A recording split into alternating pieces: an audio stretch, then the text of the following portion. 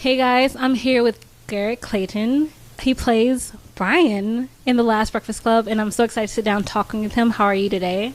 I'm good. I'm excited to get to do the show again. So I have a big question for you. So you just got done acting with Al Pacino and Judith Light in God Looked Away, and I need to know what it was like working with two living legends, and how did that affect you?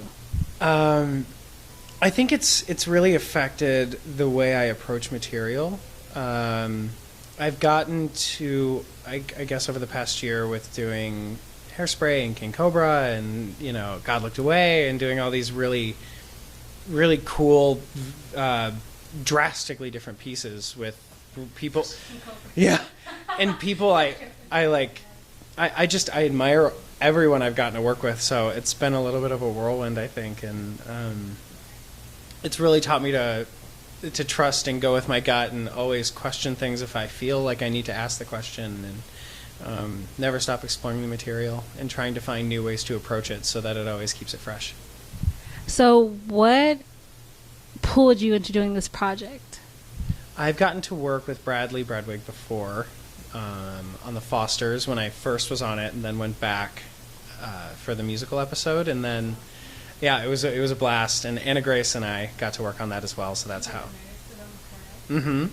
And so he called me while I was actually about to finish God Looked Away at Pasadena, and said, I'm going to be doing The Last Breakfast Club, and I would love if you would be the character of Brian, and I would love to talk to you about it and tell you what we want to do with the movie, because it's based off of the original plot. It's just a fresh take on the ending of the movie, I guess. I don't want to give it too much away. Okay, so sorry guys, no spoilers. You cannot give you any. Who would you relate to the most, as far as character-wise, when you were in high school?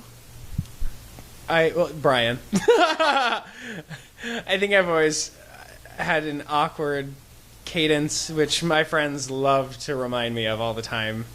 That's our kind of job, I guess, is when we're... Mm-hmm. Yeah, it is your friend's job to tell you the truth, and mine definitely tell me the truth. They, whether it's the stories that have no ending that I like to tell a lot for no reason, and then don't realize halfway through and that there is no point. Yeah, I think I relate to him. I think he's really earnest, and he tries to just be an honest person and a good person, and really take care of the people around him, and I try to live my life the same. That's a great message for everybody, especially after you came from doing Reach, a movie where your character, if I'm correct, is about to commit suicide or planning that way, but something stops you. Mm-hmm. And especially in these times in today's society, when it's really important to have, that person pull you off the ledge and bring you back. So Reach opens up on the day that my character plans to commit suicide, and then and it's interesting because this movie, I think, is just one story of one way you can help someone. There's a new kid that comes to school, and they end up kind of crossing paths, and they become friends, and my friend in the movie doesn't really realize how much he saves his life. And then I actually, because of the movie, I've gotten to do a lot of research about suicide, and I've had a lot of people reach out to me and tell me their experiences with it, whether they've known someone or someone in their family has tried, and I have personally experienced it in my family as well, which I think is a big reason why I chose to do it, because I just felt the responsibility to tell a story like that. Which is really important. Like you said, you've been doing King Cobra, which is the farthest thing from Tanner in Teen Beach Movie. I could say the highest rate is super far. Everything I've done recently is completely opposite. Going from Hairspray to King Cobra, and then it is the farthest reach. But basically, I think that you're also showing that you can be a character actor by playing so many different character aspects, personality-wise. And how do you feel about becoming a new character actor in LA? That's always been my goal and my dream, to be somebody who can do that. So I'm just thankful that I get to do the work that because I've always said it, I want to be a character actor.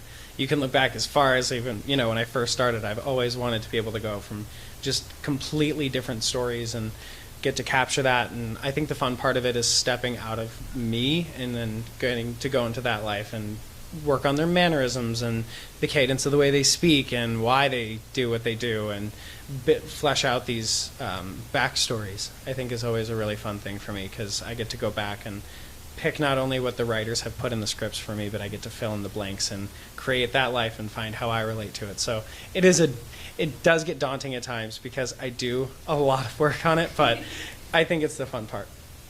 Okay, so what do you want fans to get out of this show when they come to see it? I think we have a lot of really strong messages, whether it's life. I mean, just how, people experiencing life and things they've gone through and how to move through it, move on from it, how to grow. The political climate we touch on a little bit. There's a lot of heart in the story. There's really strong vocals in it, and I think really fun songs. And so I think we just want people to see the heart and the message and have some laughs and hear some good music. Well, thanks for sitting down with me. We really appreciate it. And I'm going to let you go get your mic on because your show is about to start very soon. Yes.